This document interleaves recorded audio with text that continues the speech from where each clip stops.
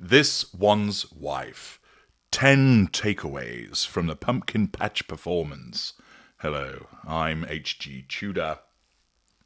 Once again, This One's Wife is posting to Instagram. Yes, the vehicle that allows her to pursue the prime aims, subconsciously of course, with consummate ease. And as I predicted at the beginning of the year, it would prove to be her undoing, as it demonstrates what a basic and an interesting individual she is. The posting of videos and photographs enables her to assert control, and it's the same in this instance. She also draws fuel by way of people's likes on the videos and the amplification of commentary through the mainstream media and social media, because notwithstanding the fact that she's ultimately a rather an interesting individual, plenty of people continue to comment upon what she does. Much of it, of course, is critical, but that's still providing her with fuel, and therefore it serves a purpose. And where it's challenge fuel, the threat to control is nullified by her just being dismissive of those that criticise her. She just jettisons them, regards them as unimportant. This also enables her to flex with regard to the facade of demonstrating that she has this idyllic lifestyle in California, that there is this cosy family time together as they engage in a seasonal activity together, and particularly with the littles. Thus, a video has been uploaded. You've probably seen it, but just in case you haven't, let's have a look at it, and I will then provide you with the 10 takeaways that emerge from this particular upload from This One's Wife.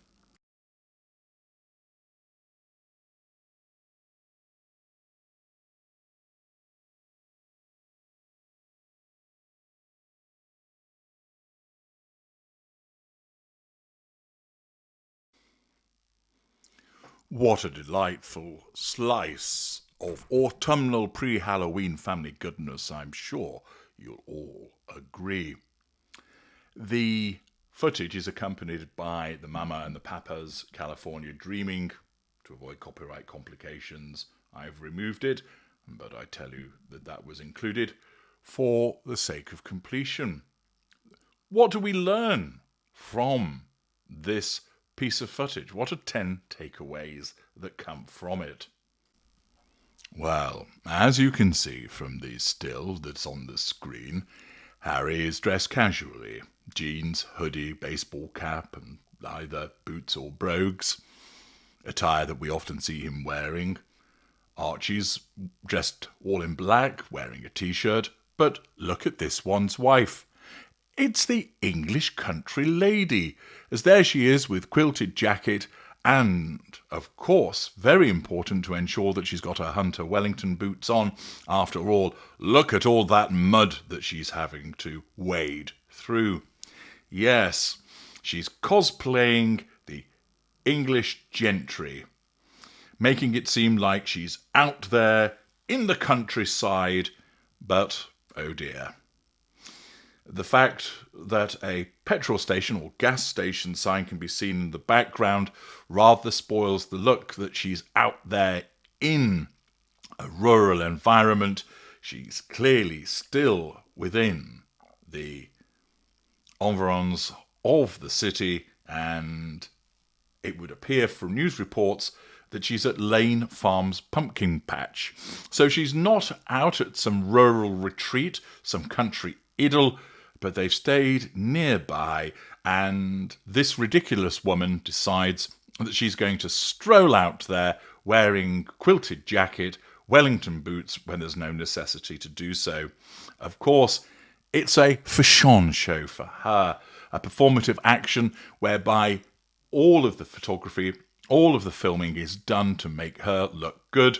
But once again, she comes unstuck, because after all, that freakish eye for detail demonstrates what a moron that she is, as she dresses for the countryside, but then in the background has a petrol station sign demonstrating that she's in an urban environment still. Oh dear. Now, as just explained, This One's Wife has been strolling around in her quilted jacket and hunter boots to deal with the evidently harsh climatic conditions that are experienced at Lane Farm's pumpkin patch, and yet here we see Archie running around barefoot. This means, therefore, that either she doesn't care one jot about whether Archie's little toes get frostbite, or that he's uncomfortably cold, or that she is overdressed.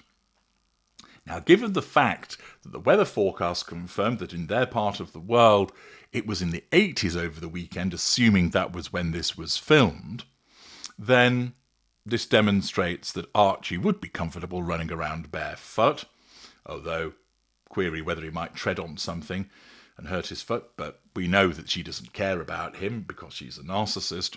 But it actually reinforces the fact that she's completely overdressed, that she wants to make it all about how she looks because she treats it like a fish-on show. So Archie running around barefoot, given that it's in the 80s, demonstrates that she looks an idiot for wearing a wax jacket and hunter boots, whereas everybody else is dressed in accordance with the conditions, but she's dressed for the image that she wants to project and then ends up making herself look stupid. This demonstrates once again the delusion of the distortion field that's generated by her narcissism. You've just seen him. Yes, Pimp Marcus Anderson is in attendance once again. We've been seeing quite a bit of him recently. He was with This One's Wife at the Balenciaga Fashion Show. He was also with them in New York. He turned up at one of the gala lunches. And here he is hanging out with the whole This One's Wife family, carving pumpkins, showing Archie what he's up to. Yes, Pimp Daddy Marcus in attendance also. Now, it's quite the case, of course, that people might invite along family friends to family activities. There's nothing unusual in that. However, he appears frequently, and this is as a consequence of This One's Wife triangulating Harry with Marcus. Marcus is repeatedly there and doesn't seem to give a stuff for the fact that he is regularly invited and might think to himself, might they want a bit of time to themselves? But no, This One's Wife wants to insert him into family life, possibly to the frustration of Harry, who may well be thinking, why is he always with us? Perhaps afterwards they all pop home and enjoy a bit of a three-way. Who knows? But once again, his repeated involvement is demonstrative of the triangulation that is undertaken by the narcissist as part of the pursuit of the prime aims. Halloween is on the horizon, and particularly in the United States, this is a festival that is widely celebrated. Houses are decked out for 2 or more weeks beforehand, creating a spooky tableau. Preparations are made for Halloween parties, for trick-or-treating to take place. Children excited to run around, gathering candy, creating costumes, planning the day itself, and with an obligatory visit to a pumpkin patch to collect that pumpkin to then carve into a jack-o'-lantern, into a pumpkin in which you insert a candle and then it glows, and it's all part of the fabric of Halloween. And a lovely opportunity for Archie and Lilibet to engage in that tradition and interact with lots of other children similarly attending the pumpkin patch. Because, oh, hang on a second, there were no other children at the pumpkin patch.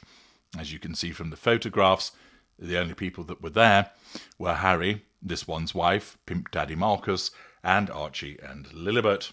Yes, it would appear that they reserved the whole pumpkin patch to themselves.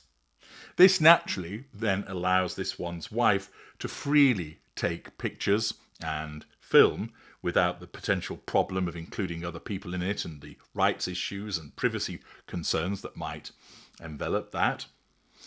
It isn't, although they'll claim based upon security concerns. The fact is, there are plenty of places that they'd be able to go without there being any concerns about security.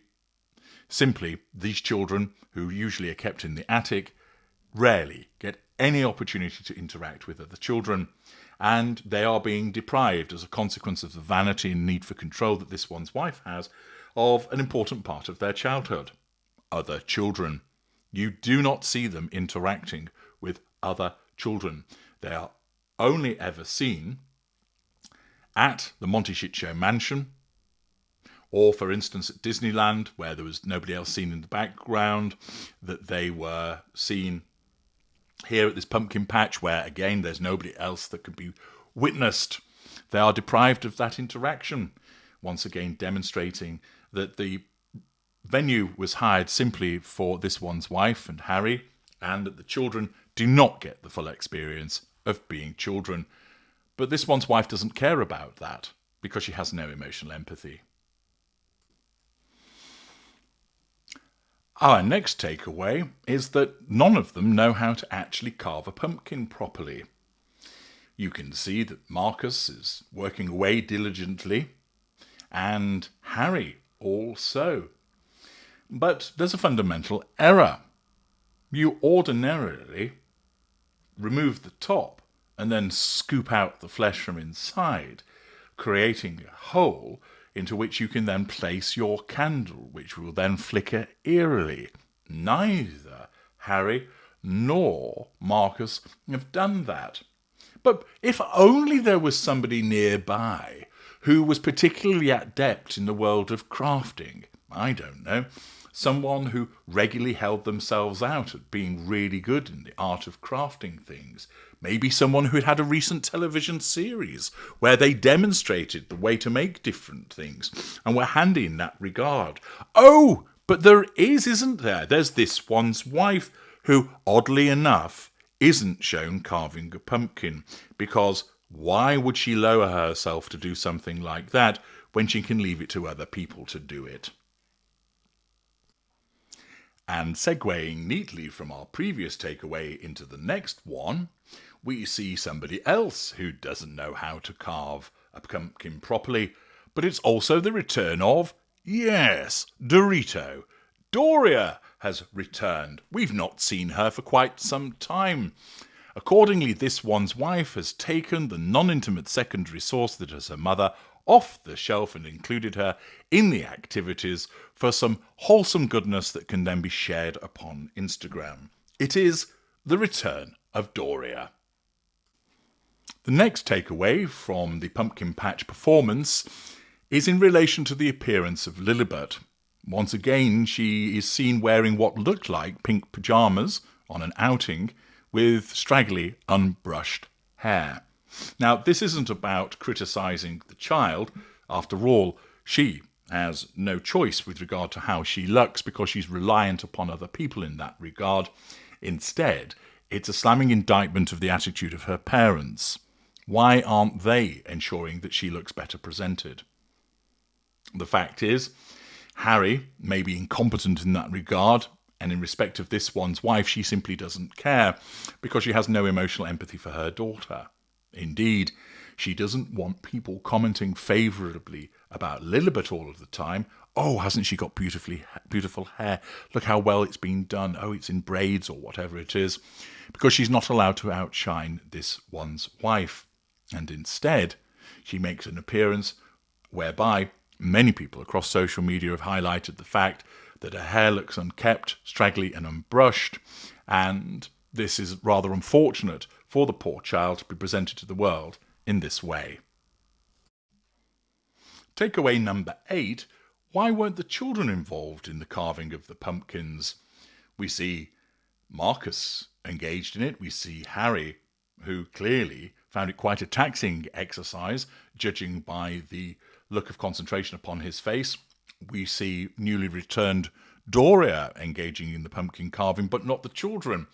Archie wanders over for a look at what Marcus is doing, but isn't invited to join in. We don't have this one's wife sitting down with the children, showing them this is how it's done, or Harry doing so. And one would have thought that's part of the excitement of such an occasion, that they select their pumpkin and then they sit and carve it. Of course, there's a degree of difficulty for a child to do that, so you'd have an adult supervising, but we don't see that. So much for the care of the children and the involvement in all of this. Furthermore, the 9th takeaway is, why are they at a pumpkin patch in the first place? As mentioned earlier on, this one's wife has wanted to portray it as being deep in the countryside, when in actual fact she's still in an urban environment. But surely, gardener extraordinaire, this one's wife, would be growing her own pumpkins, and that we would see her, David Beckham-esque, wandering into the garden with the children, with the littles, selecting a couple of pumpkins and taking them back to the house so that she can then instruct them in the art of pumpkin carving, as if it was an episode of With Love, Meghan. But lo and behold, for someone who has such a large garden, who claims to be a gardener and from time to time likes to show off the supposedly freshly harvested vegetables from her garden, what a drop of the ball for this one's wife to miss out on the opportunity of showing the world that she's grown some pumpkins in her garden, harvested them with the children, and carved them together. You see, the fact is she hasn't done that because she doesn't grow anything in her garden. She just pretends that she does, and then goes and has them store-bought, and then prances around with a basket, making it look like she's pulled up those spring onions. This would be an obvious opportunity for her to show that she's grown pumpkins. They're not difficult to grow in your own garden, but she misses out on it. Why? Because nothing is grown there. She's too lazy, she's not interested, and she gets caught out once again.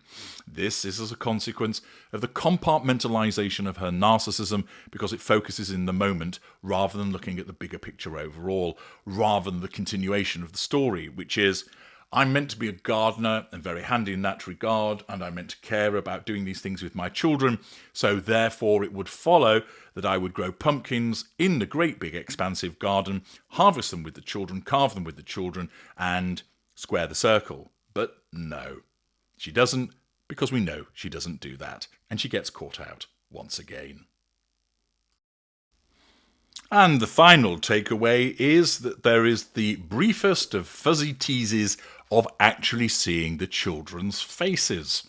As you know, this one's wife repeatedly ensures that nobody can see them properly, with most footage and photography of them being of the backs of their heads. We did see a little bit of Lily looking towards the camera, but she was obscured in the arms of this one's wife's tentacles. But here, caught in the background of the footage of the video, and as presented by the Daily Mail, we can see Archie, although looking a little bit blurred, and a fuzzy picture of Lilibet also. Difficult really to discern any facial features to say who do they look like, but you can certainly see their faces for once, but it is for the briefest of moments and very short indeed. But a little teaser trailer provided there by this one's wife. So there you have it, the 10 takeaways from the Pumpkin Patch performance. I'm H.G. Tudor. Thank you for watching.